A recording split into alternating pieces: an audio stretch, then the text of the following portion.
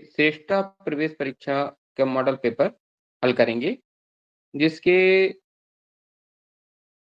15 तक क्वेश्चन आपने कल कर लिए थे। उसी के आगे के क्वेश्चन हम आज करेंगे। तो पहला क्वेश्चन है आपका कि निम्न में से कौन-सा पाइथागोरियन ट्रिप्लेट है? तो जैसे कि पाइथागोरस प्रमेय आप लोग जानते होंगे कि पाइथागोरस में 3 यानी ये किसके लिए होता है? समकोण त्रिभुज के लिए होता है ना? रेक्टेंगल ट्रायंगल, जिसमें एक कोण 90 डिग्री का हो। और क्या होता है? इसमें जो कर्ण होता है, कर्ण सबसे लंबी भुजा जो होती है, वो बाकी दोनों भुजाओं के वर्ग, यानी लंबी भुजा का वर्ग बाकी दोनों भुजाओं के वर्ग के योग के बराबर होता है। यानी जो 2 बची, उनका क्या करना है? वर्ग करना है और वर्ग का योग कर देना है। वो क्या होगा? बड़ी वाली भुजा के वर्ग के योग के बराबर होगा। तो बच्चों देखो, सीधी-सी बात है, कौन-सा होगा?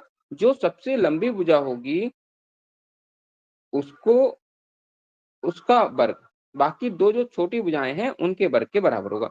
तो यहाँ पे जो हमें ऑप्शन दिए हैं, हम एक-एक करके उसमें रख कर देखेंगे। जैसे पहला हमारा दिया हुआ है, ए ऑप्शन है 2, 3 और 5। तो बच्चों देखो, बड़ी भुजा क्या है? 5। तो 5 का वर्ग करेंगे तो 5 का वर्ग क्या आएगा? 25।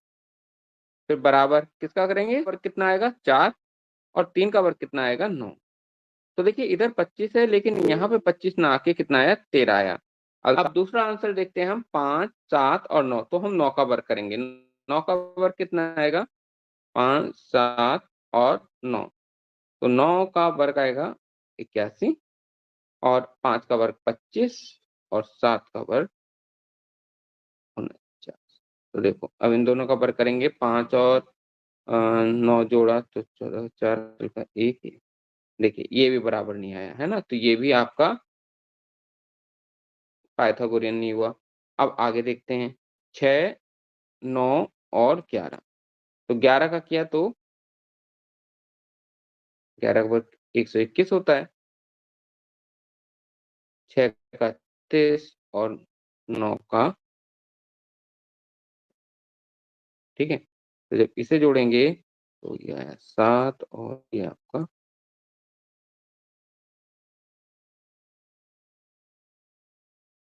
समाशंकर पटेल ने भी डी आंसर दिया है। तो बच्चों देखो, सी तक तो हमारे से 2 गए।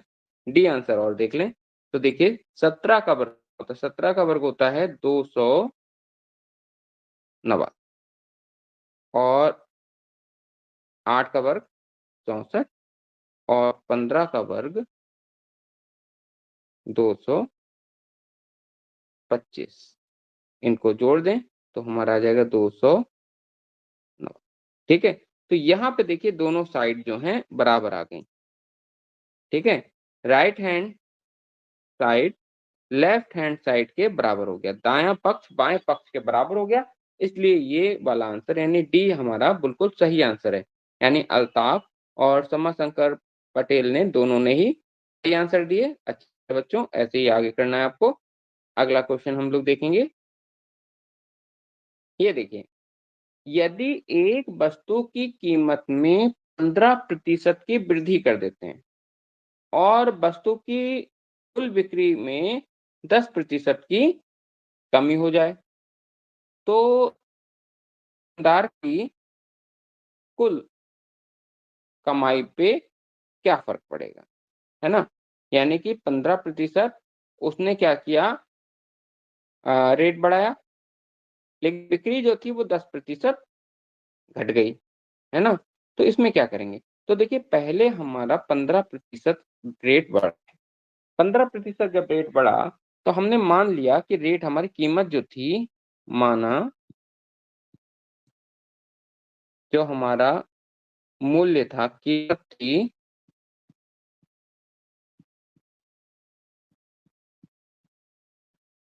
100 थी।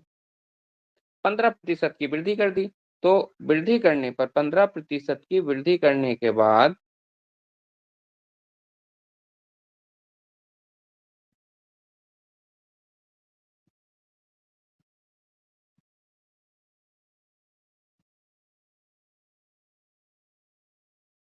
कितनी हो गई? 115 हो गई।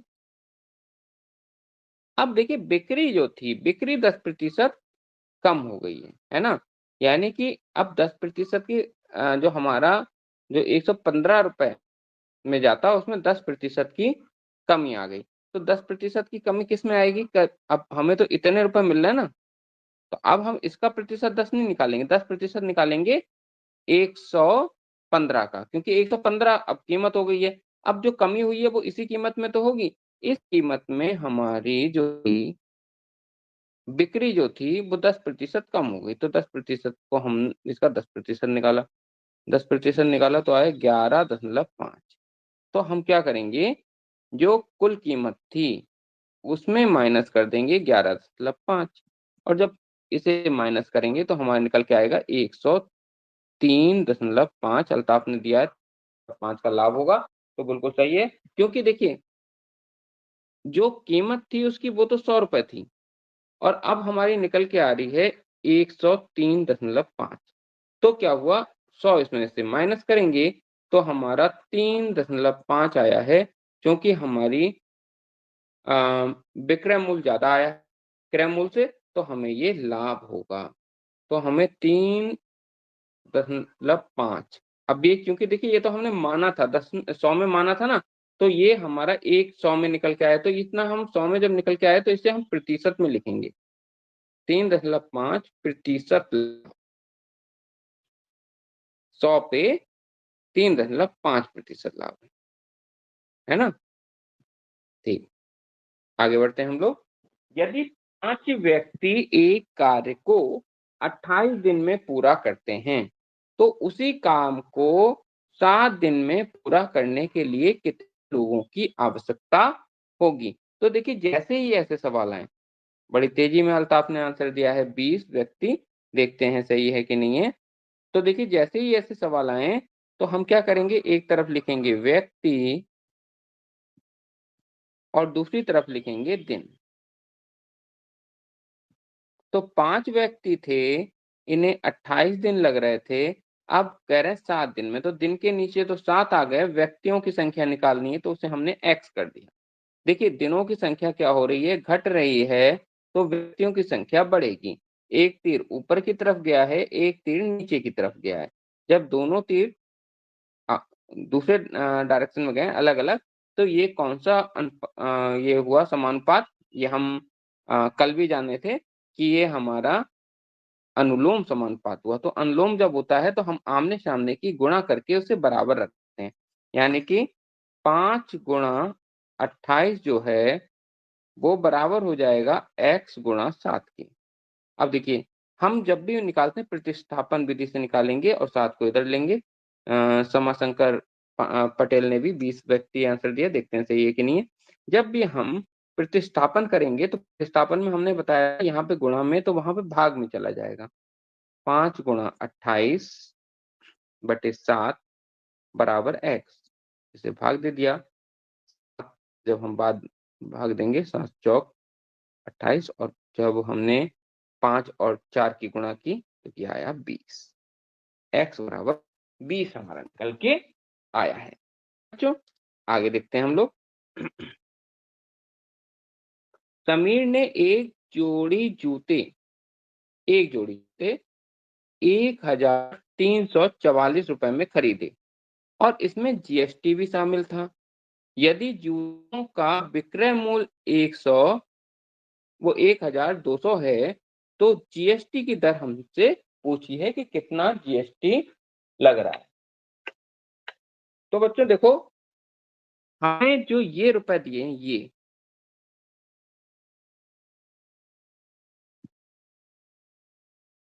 जो हमें देने पड़े। जब भी हम कोई चीज़ खरीदते हैं जो उसका बिक्री मूल्य होता है, उसपे हमें टैक्स देना होता है। टैक्स क्या होता है? वो हमें जो रुपए दिए, वो तो जूते के रुपए गए और उसके साथ में टैक्स जाता है, वो गवर्नमेंट के पास जाता है। तो उसे जीएसटी कहते हैं, गुड सेल टैक्स। तो देखिए ये आपका ये हो गया। इसके बाद यहाँ पे किसके बराबर होता है ये? विक्रय मूल्य है इसमें जुड़ा हुआ। और जीएसटी जुड़ी हुई है। तो देखिए विक्रय मूल्य कितना है 1200 और जीएसटी हमें निकालनी है। तो देखिए ये विक्रय मूल्य को हम इधर ले जा रहे हैं।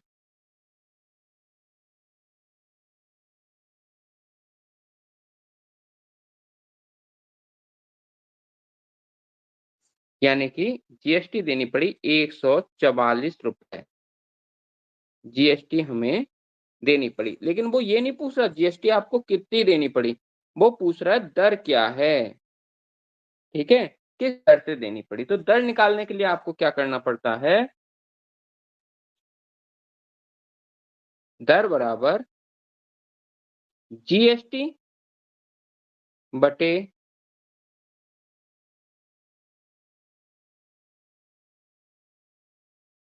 विक्रय मूल्य गुणा 100। तो जीएसटी कितनी है 144 है और विक्रय मूल्य ये है 100, ये 100 के दोनों जीरो से इधर के दोनों जीरो कट गए।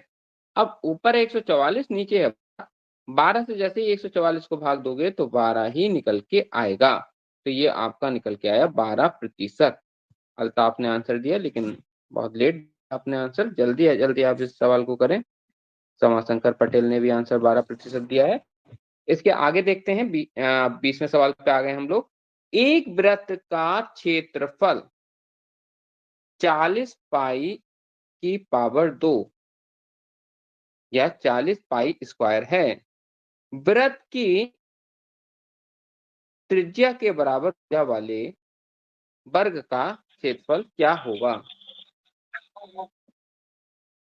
ठीक है?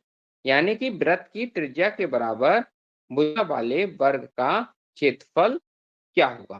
तो देखिए क्या है, पहले हम ये निकाल लें कि जो वृत्त है हमारा, ठीक है, उसकी त्रिज्या कितनी होगी।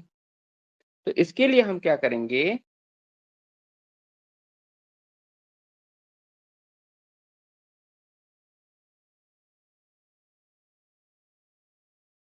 वृत्त के क्षेत्रफल का सूत्र होता है हमारा पाई आर स्क्वायर, और ये किसके बराबर है 40 पाई स्क्वायर के। तो देखिए पाई से आपकी पाई हट गई, ठीक है? तो आर आपका निकल के आया अंडर रूट 40 पाई। आप ये कह रहे हैं जो वर्ग है हमारा की भुजा किसके बराबर है, वृत्त की त्रिज्या के बराबर है। तो वर्ग,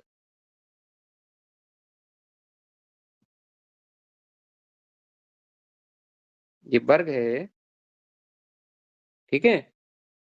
और ये वर्ग जो है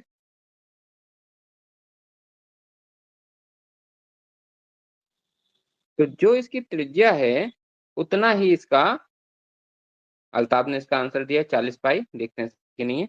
जो इसकी त्रिज्या है, त्रिज्या कितनी निकल के आई, त्रिज्या आर निकल के आई हमारी अंडर रूट 40 पाई। अब वही इसकी क्या है, भुजा है 40 पाई अंडर रूट 40 पाई। अब वर्ग का क्षेत्रफल कितना होता है, वर्ग का क्षेत्रफल, वर्ग का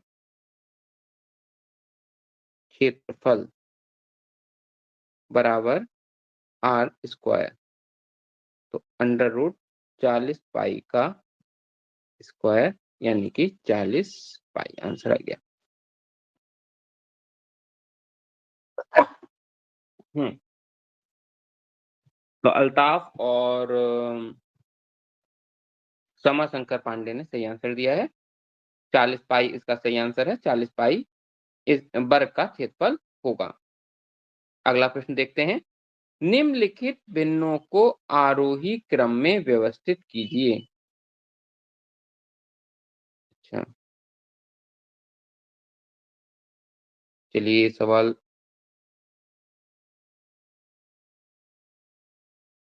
टूट गया है।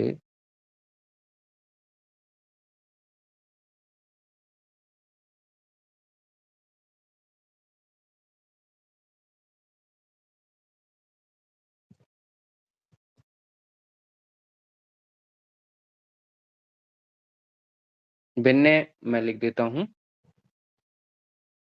भिन्न है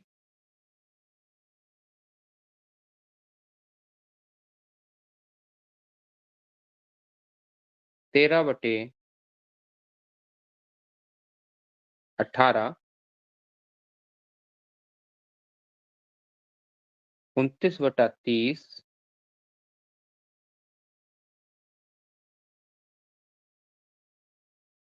41/45 और 51/60। ये भिन्न हैं और इन्हें आपको आरोही क्रम में लिखना है। आरोही मतलब होता है बढ़ता हुआ क्रम, ठीक है?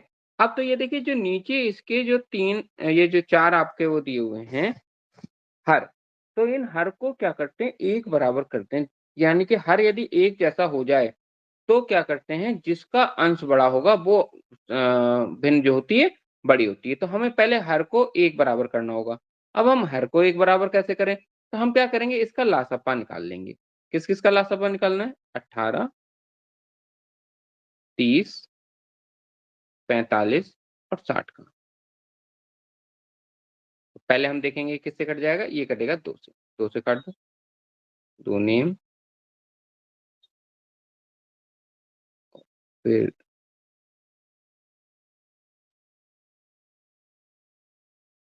30, 36 ठीक है? ये हुआ 18, 45 कटेगा नहीं, इसे ऐसे ही लिख देंगे आप और जो ती यहाँ पे 60 का हो जाएगा 30 ठीक।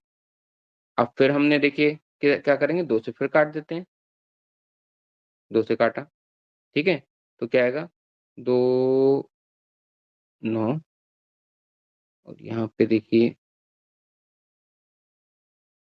फिर 9 आएगा, फिर 45 और 15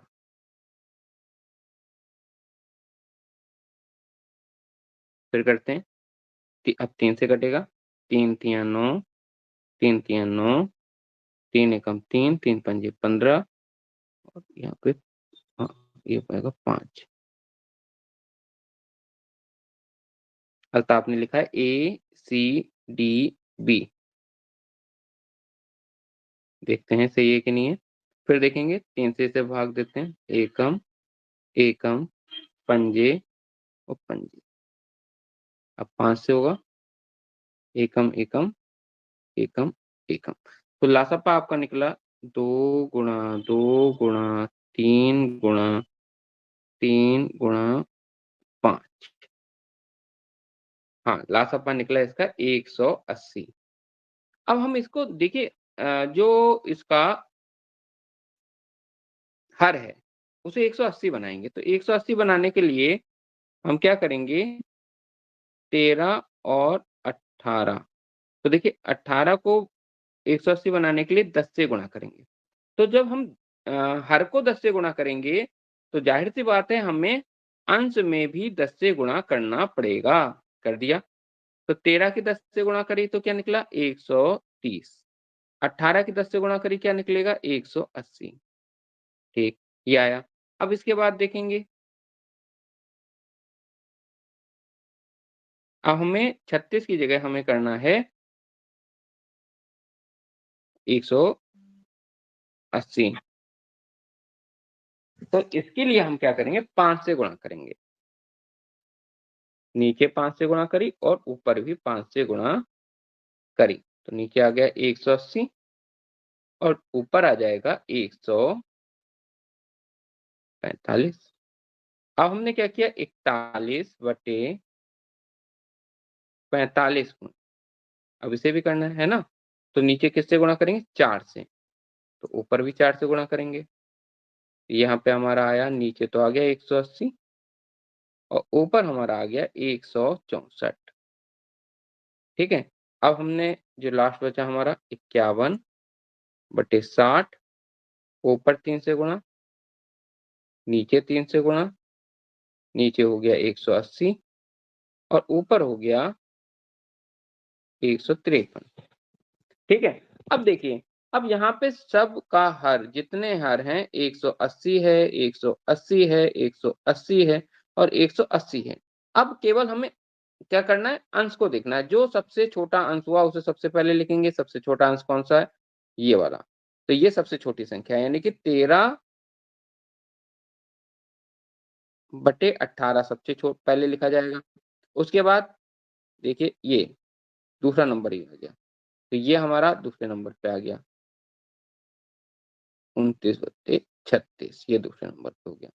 इसके बाद देखिए तीसरे नंबर पे देखिए ये वाली संख्या है, ये चौथी 51/60 और सबसे लास्ट में 41/35। तो ये हमारी सही क्रम आया इसका। तो अल्ताफ ने थोड़ी सी गलती की है क्रम बनाने में। ठीक है, कोई बात नहीं, अगली बार सही से ट्राई कीजिएगा। अगला प्रश्न, 14/35, 42/55 और 21/22, इसका मासा निकालना है। भिन्न का मासा कैसे निकाला जाएगा, इसके लिए एक सूत्र होता है, ये देखिए। किसी भी भिन्न का मासापा निकालने का और लासा का, दोनों का ही हमने सूत्र लिख दिया है, इसे ध्यान रखिएगा।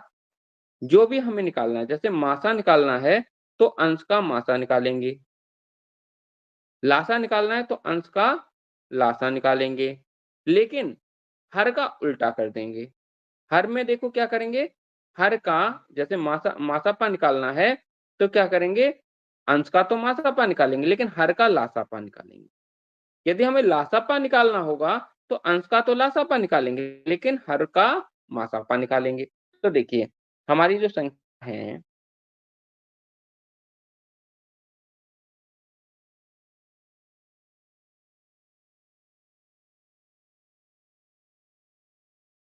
तो हमें हमें क्या निकालना है, मासा निकालना है। मासा निकालना है तो इसका मतलब 14, 42 और 21, इसका हम मासापा निकालेंगे। मासापा निकालेंगे तो क्या करते हैं हम, देखिए ऐसी संख्या तीनों जिनसे कटें। तो ऐसी संख्या देखिए तीनों जिससे कटें तो वो कौन सी होगी, वो है 7। 7 दूनी 14, 7 छंग और 7 3। देखिए ये 7 आया। 7 के अलावा अब देखिए ये संख्याएं किसी से नहीं कट रही। 2, 6 और 3, ये तीनों, ऐसा कोई पहाड़ा नहीं है जो तीनों चीजें हैं। तो मासापा तो निकल गया 7, है ना। तो ये तो हमारा 7 आ गया, अंश का मासापा तो 7 आ गया, लेकिन हर का लासा निकालना है, हर का। तो हर क्या है, 35, 55 और 22। इन्हें तब तक हल करना है जब तक ये पूरे तरह से ना हट जाए। तो देखिए, तो पहले 5 से कर दो, 5 सत्ते 11 और 22 कटेगा नहीं, 22 को ऐसे ही लिख दिया। फिर 7 से कर दो, 7 एकम 7, 11, 22, 11 से कर लो, 1 1 और 2, फिर 2 से कर लो आपका, तो एकम एकम एकम आ गया। तो कितना निकल के आया, 5 गुणा 7 गुणा 11 गुणा 2। ठीक है। तो देखिए 5 सत्ते कितना होगा, 5 सत्ते 35 और दूनी 70, 70 की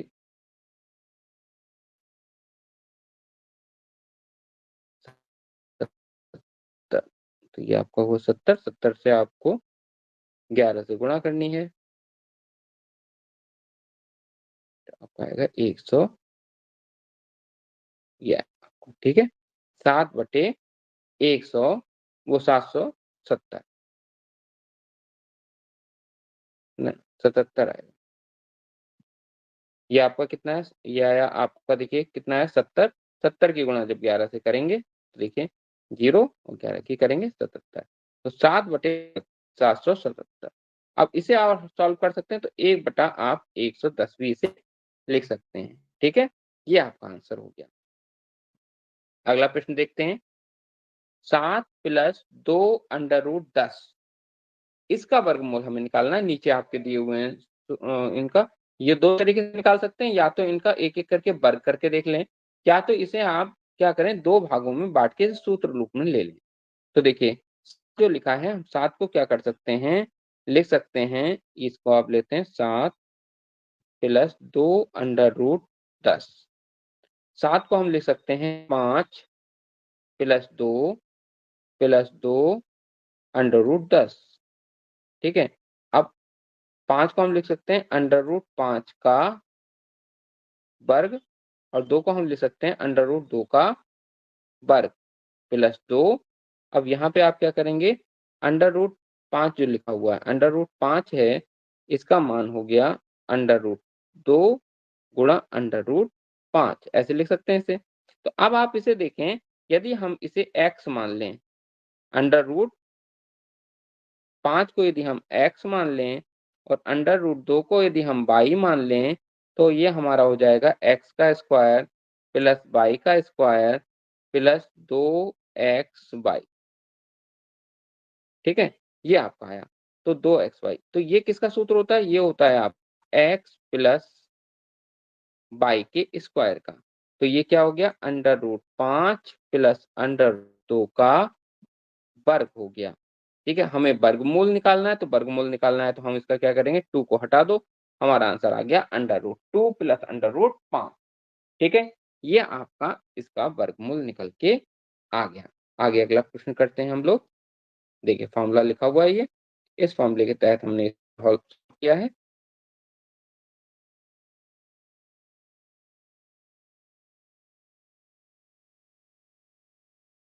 अगला प्रश्न देखें।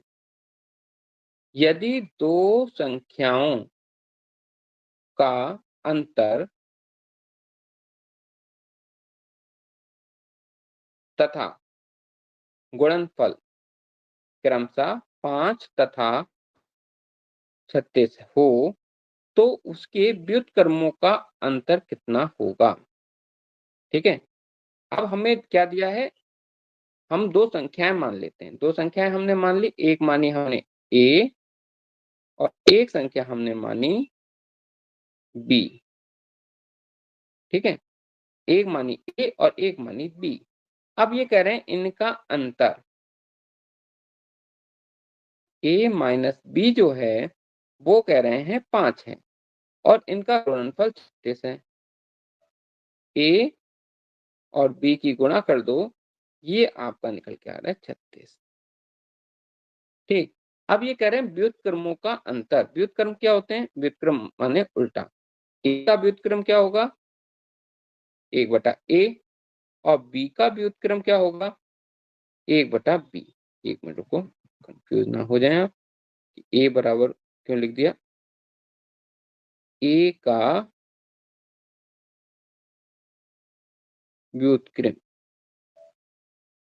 बराबर 1/8, B का व्युत्क्रम 1/B। अब कह रहे हैं इनका अंतर, यानी 1/A माइनस 1/B का अंतर कितना निकल के आएगा? तो देखो, इन दोनों का जब निकालेंगे तो क्या करते हैं, जो आपके जो हर होते हैं, उनको उनका लासा लेते हैं, तो क्या आएगा, A B गुणा हो गया। अब A से A को भाग दे दिया तो ऊपर बचेगा B, और B से जब AB को भाग देंगे बचेगा A, तो माइनस हो गया A। तो ये निकल के आया। अब देखिए, ये B minus A, B minus A क्या है भाई? A माइनस B है, तो 5 है, तो -5 कर दो, -5, और इसको हो गया 36, तो -5/36। तो ये देखिए क्या है, अंतर पूछा है ना, कि अंतर कितना है? तो अंतर माइनस में, इसका मतलब 5/√36, ये आंसर आपका हो गया। क्योंकि अंतर इन्होंने ये नहीं पूछा कि किस क्या घटाना है। हम 1/B में से 1/A घटाएँगे, तो 5/36 आएगा। अंतर कितना है? 5/36 ही अंतर इसका आएगा। ठीक है बच्चों, अगला प्रश्न हम लोग देखते हैं।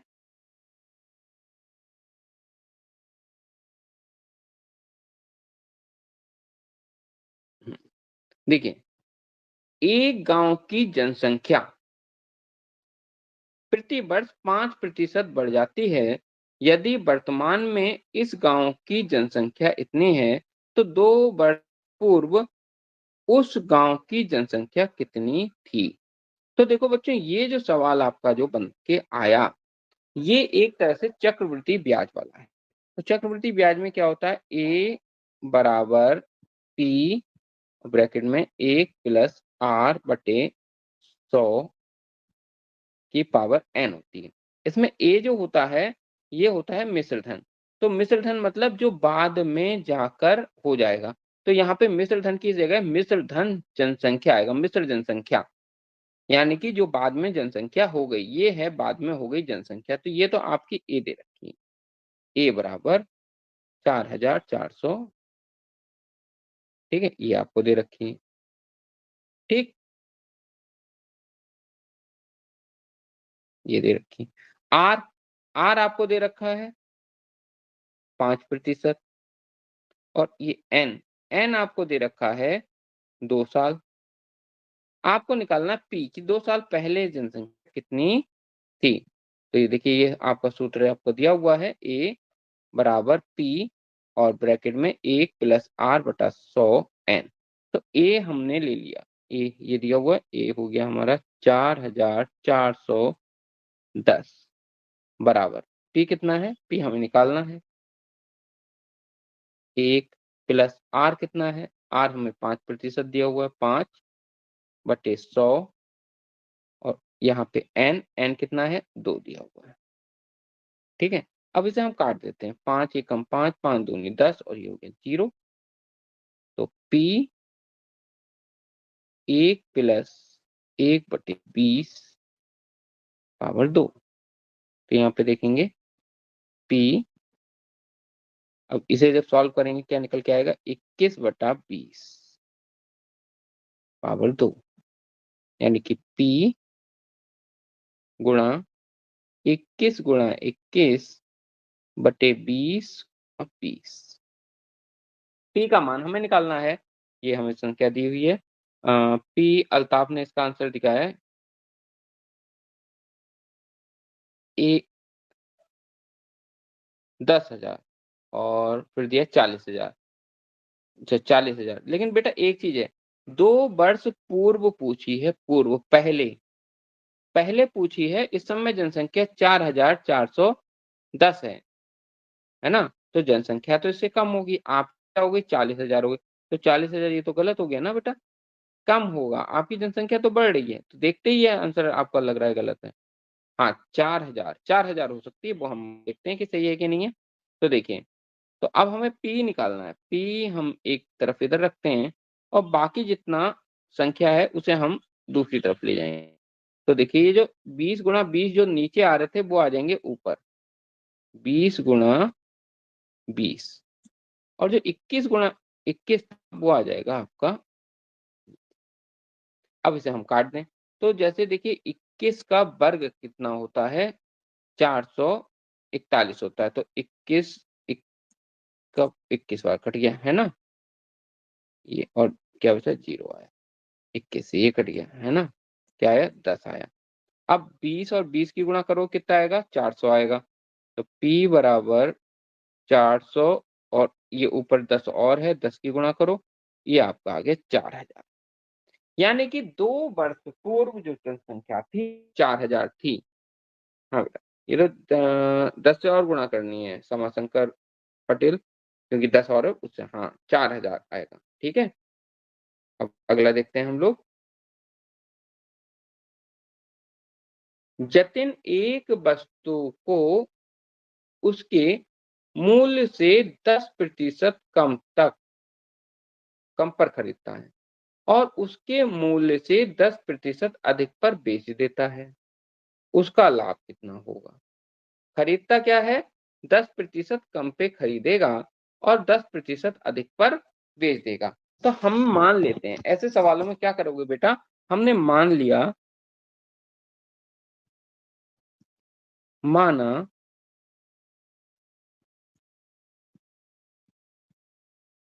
वस्तु का मूल्य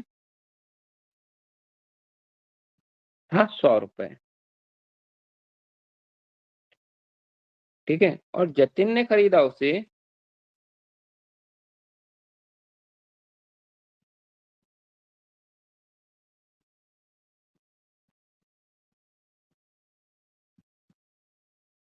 'अल्ताफ ने इसका आंसर दिया 10%, तो 10% कम में खरीदा है, या ये बता रहे हैं या आंसर 10% बता रहे हैं?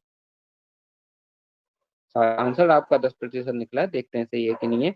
तो जतिन ने क्या किया, वो जो खरीदा उसको 10% कम कर खरीदा। 10% कम करके खरीदा है, तो 100 में 10% कम किया तो 10 ही रुपए कम होंगे। समाशंकर पटेल ने इसको 11% कहा है। देखते हैं किसका आंसर सही है, 10% या 11%। तो आप देखिए, जतिन ने खरीदा 10% कम करने पे, यानी कि 90 रुपए में उसे खरीद लिया, और उसने 10% अधिक में बेच दिया। 10% अधिक में बेच दिया, यानी कि खरीदा कितने में था, ये यानी ये हो गया इसका क्रय मूल्य, ये है क्रय मूल्य, क्रय, और बेचा कितने में, बेचा 10% अधिक में। तो 100 का 10% क्या हुआ, 10 हुआ, 110 में इसे बेच दिया, तो ये हो गया विक्रय मूल्य।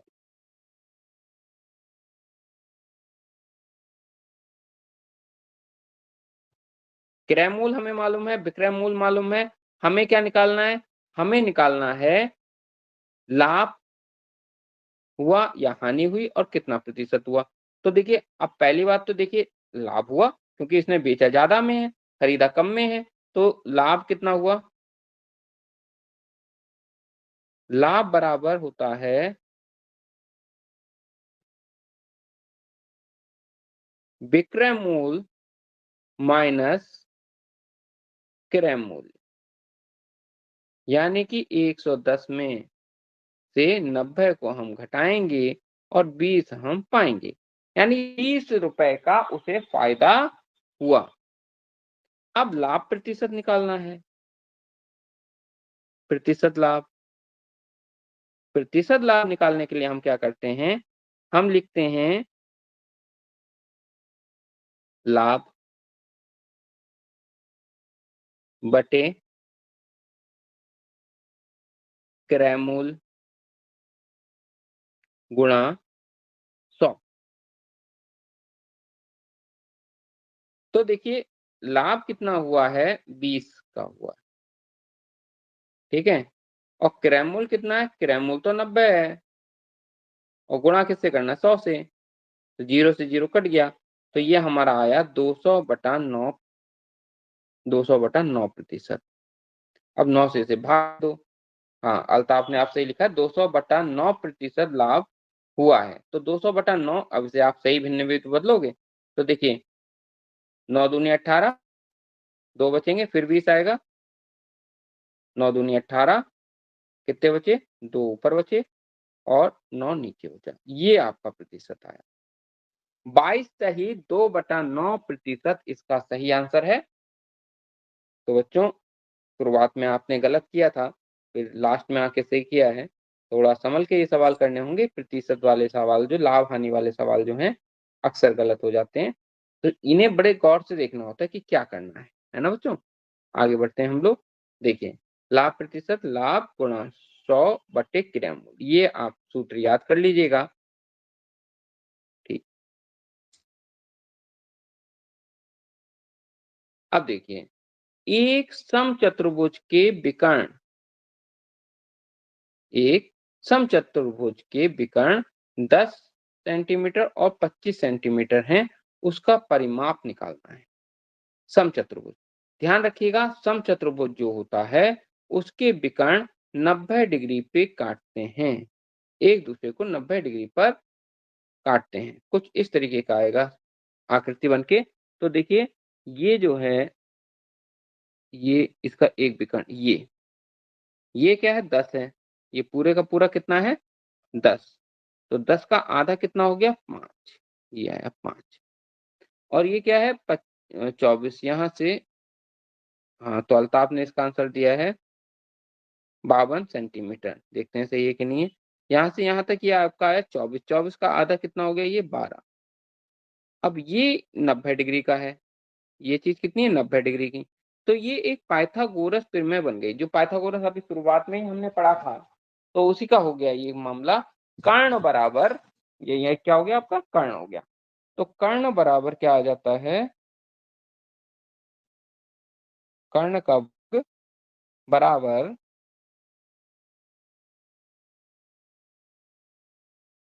लंब का वर्ग प्लस आधार का वर्ग।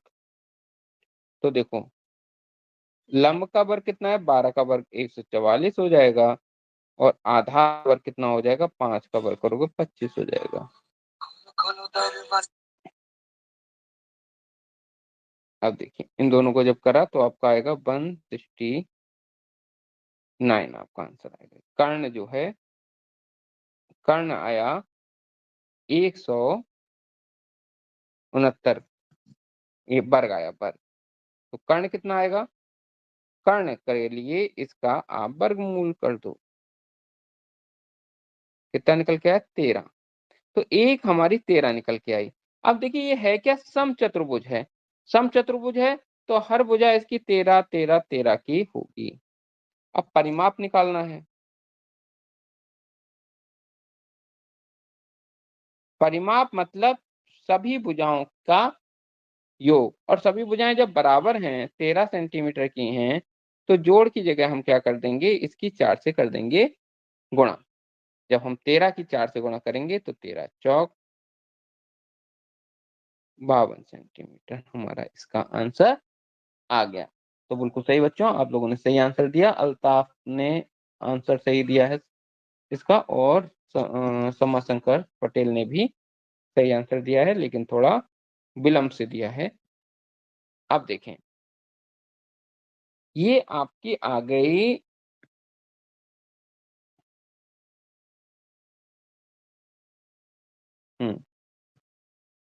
प्रायिकता का सवाल है। ताश की एक गड्डी है। ताश की गड्डी होती है बच्चों। तो ये प्रायिकता के सवाल ताश के पत्तों का, सिक्कों का, पासे का, इतना ये निकल के आते हैं। ये आप ध्यान से करेंगे। ताश के पत्ते हैं और इनमें पत्ते हैं आपके 52 पत्ते हैं।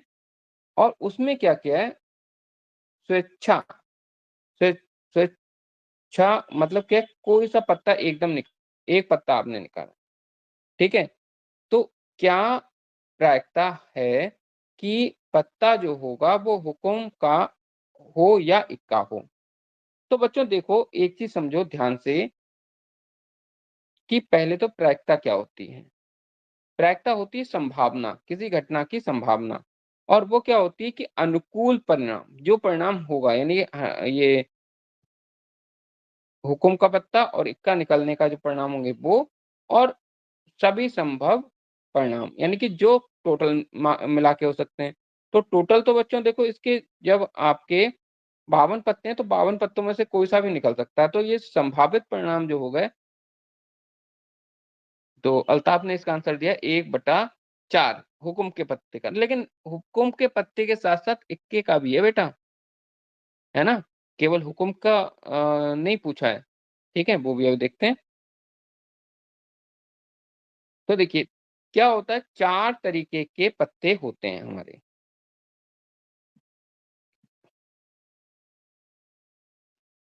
पान का, चिड़ी का, हुकुम का और ईंट का। यानी कि 13 पत्ते तो आपके हो गए पान के, 13 पत्ते हो गए चिड़ी के, 13 पत्ते हो गए हुकुम के और 13 पत्ते हो गए ईंट के। और टोटल मिला के कितने 52। यदि केवल हुकुम के पत्ते का दिया होता तो हम 13/52 कर देते। किसी भी रंग के पत्ते को कह देते। ये कह देते कि पान का पत्ता निकल रहा है 13/52, चिड़ी का 13/52, हुक्म का 13/52 और ईंट का 13/52। ठीक है। तो ये हमारा आंसर आ जाता 1/4। ले और हाँ, यदि रंग का कह देता, नहीं हुकुम का इक्का नहीं है, कोई सा भी इक्का हो। हुकुम के इक्के का तो 1/, हाँ, वो सही लिखा है कि हुकुम का इक्का का 1/52 आ जाएगा। लेकिन हुकुम का हो या इक्का हो, ये नहीं कह रहा हुकुम का इक्का हो, ठीक है? अब देखिए यदि कभी-कभार कलर का आ जाता है कि लाल कलर हो या फिर काला कलर हो। लाल कलर के निकलेगा तो आप आपका इसका कितना हो जाएगा 36 बटे, तो ये आपकी 1/2 प्रायिकता हो जाती है, ठीक है? काले रंग का होगा तब भी यही आएगा। रंग का भी आ सकता है और कोई पर्टिकुलर उसका भी आ सकता है कि पान, चिड़ी, हुकुम और ईंट का। लेकिन यहाँ पे आप ध्यान रखिएगा, यहाँ पे या भी लिखा हुआ है। देखते हैं आगे, ये देखिए, ये 13-13 पत्ते हमने सब बना के रखे हैं। 13 पत्ते, ये 13 पत्ते, ये 13 पत्ते और ये 13। अब वो कह रहे हैं इन 13 पत्तों में से हुकुम का पत्ता हो, यानी कि ये 13 पत्ते हो सकते हैं कोई से भी 13 पत्ते और या इक्का हो। तो देखिए इक्के कितने होते हैं? 4 होते हैं, लेकिन 4 में से 1 तो हुकुम का हो गया, तो उसे हटा के 3 पत्ते और हो गए, तो 3 इनमें पत्ते और जोड़ सकते हो। वो 3 पत्ते कौन से हैं? ईंट का पत्ता, पान का पत्ता और चिड़ी का पत्ता। तो टोटल कितना निकला? 16, ठीक? तो टोटल 16 बटे आपके 52, ये आपका निकला है आंसर। ये है आपका करेक्ट, ठीक है? अब इसे और सॉल्व कर दो और कट रहा हो तो 4 से कट जाएगा। 4 चौक और ये आएगा 4 एकम 4 और 4 तियाँ 12, 4 बटे 13, ये आंसर आया, ठीक है? हाँ, अल्ताफ ने बहुत कोशिश की सवाल निकालने की और लास्ट में सही आंसर निकाल दिया, बहुत अच्छी बात है। समाशंकर पटेल का आंसर बहुत देर बाद आया, कोई बात नहीं। प्रयास ऐसे ही करते रहें, अच्छी बात है। तो एक बार फिर से समझ लें कि प्रायिकता मतलब अनुकूल परिणाम, जो परिणाम हम चाह रहे हैं वो कितने हैं और बटे में क्या आएगा? संभव, जितने भी संभव परिणाम हैं।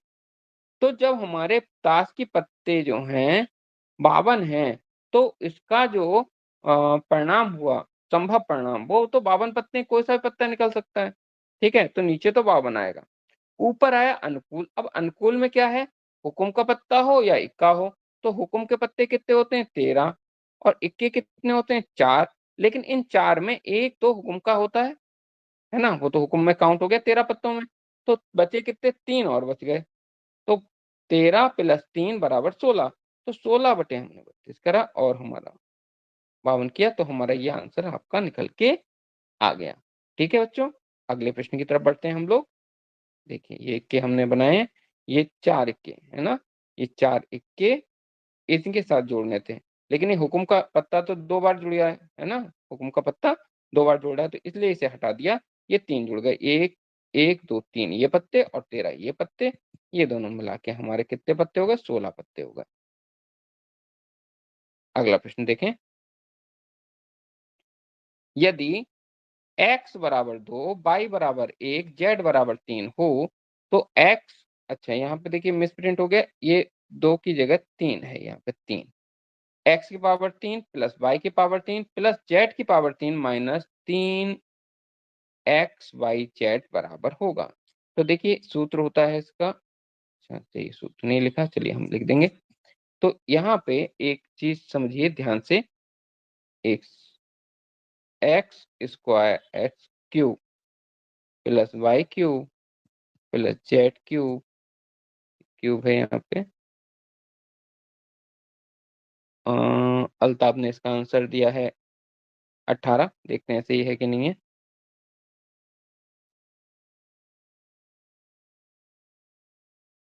और माइनस 3 एक्स वाई जेड, ये बराबर होता है ए प्लस वो X plus Y plus Z और X square plus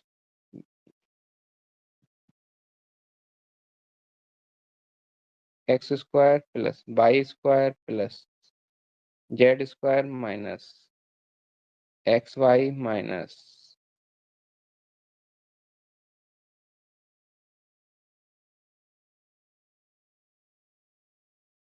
x Z minus Y Z. इसके बाद तो देखिए इसका मान तो हमें निकालना ही है ना?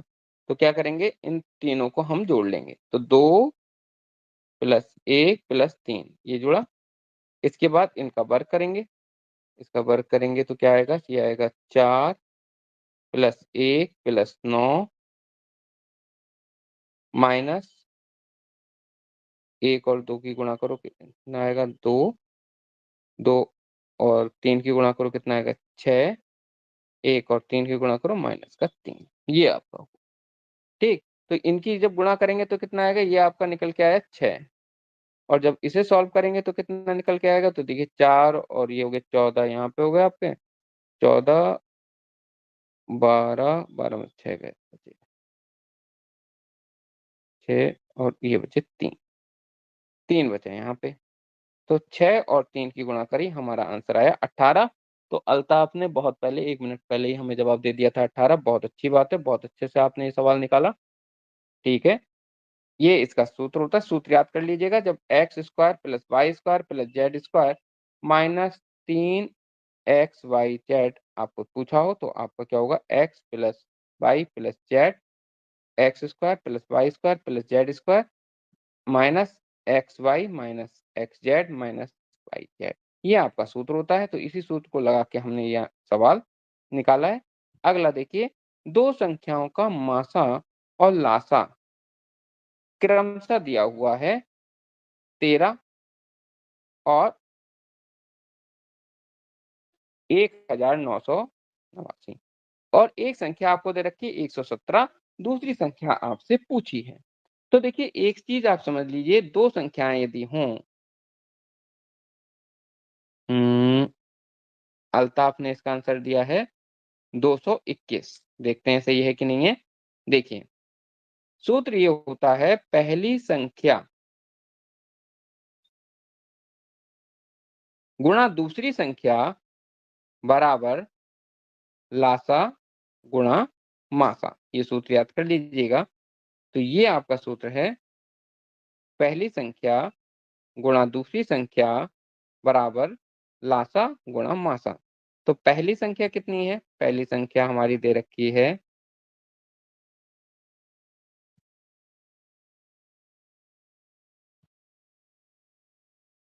117, ये दे रखी है।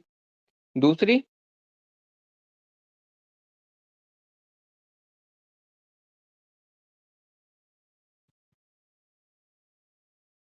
दूसरी संख्या हमें दी नहीं, हमने x मान ली, ठीक है। लासा लासा दे दिया 1989 और मासा दे रखा है 117, ठीक है। अब इसे हम सूत्र में लगा दें। पहली संख्या 117 गुणा x बराबर लासा हो गया आपका 1989 गुणा 117। अब 117 नहीं 13 है, ये जो आपका है ये 13 दिया हुआ है, ये दिया है 13, ये 13 दिया है, 13 दे दिया, 13 यहाँ पे लिख दिया। अब हमें x निकालना है। x बराबर हमने क्या किया, 1989 की गुणा करी 13 से और बटे करा 17। तो जब 17 से हम भाग देंगे तो देखिए 17 से जब हम इसे भाग देंगे 117 से, क्योंकि संख्या 117 है, 117 से हम इसे भाग देते हैं। तो पहले 13 से हम भाग देते हैं। देखिए 13 से 13 के पहाड़े में आप यदि देखोगे 13 नेम 117 होते हैं। अब 9 से इसे भाग दे दो, 9 दूनी 18, एक बचा, 9 दूनी 18, ठीक है, 9 बचा, 1 कम। तो ये आपका निकल के आया 221। ये आपकी संख्या निकल के आई 221। ये आपकी दूसरी संख्या होगी। तो बच्चों, ये 30 सवाल कल और आज हमने 2 दिन मिलके किए हैं।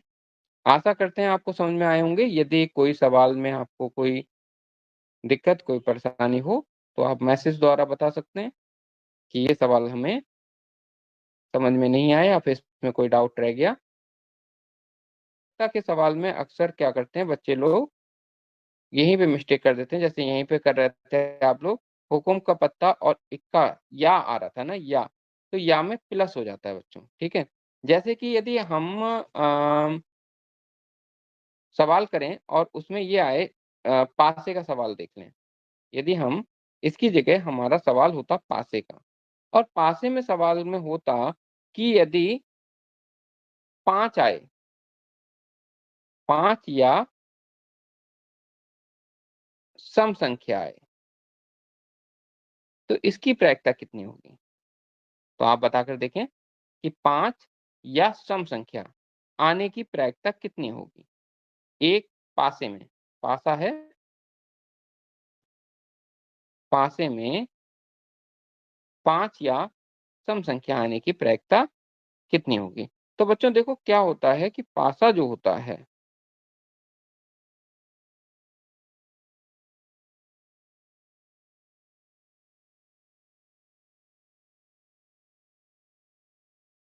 ये देखिए ये पासा है, इस पासे में कितने फलक हैं? 6 फलक हैं, ठीक है? एक पे 1 होता है, एक में 2 होते हैं, एक में 3 बिंदे लगे होते हैं, है ना? ये तो आपने लूडो में खेला होगा ना, पासे वाला जो होते हैं, 4 होते हैं और एक में 5 होते हैं और एक में 6 होते हैं, ठीक? होते हैं? तो यानी कि कुल कुल कितने परिणाम हुए? संभव परिणाम हुए 6। अनुकूल कितने हुए? अनुकूल में देखो, एक तो 5 तो 1 हो गया 5 का, और सम संख्याएँ कितनी होती हैं? सम संख्याएँ कौन-सी हो गईं? 2, 4 और 6, 3 ये संख्या हो गई। तो 1 + 3 बराबर हो गए 4। तो 4 ये तरीके ये हो गए, तो 4/6 ये हमारा आंसर हो जाएगा। तो हम इसे और भाग देते हैं, तो यहाँ पे आ गया 2 और ये आ गया 3। तो ये आएगा 2/3। ठीक है बच्चों? तो इस तरीके के सवालों को ध्यान रखिएगा कि इस तरीके की प्रायिकता के सवालों को, हाँ, 2/3 आंसर आएगा। समासंकर सही कह रहे हैं, 2/3 इसका सही आंसर है। तो इस तरीके के सवाल आपके प्रायिकता में पूछ लिए जाते हैं। तो हमेशा याद रखिएगा, या जो है, या में जोड़ा जाता है। ठीक है? प्रायिकता जो होती है या जब होगा, तो दोनों के जो परिणाम होते हैं उन्हें जोड़ा जाता है। तो अब जैसा कि समय पूर्ण हो चुका है, तो आप लोग क्लास को एक-एक करके लीव कर सकते हैं।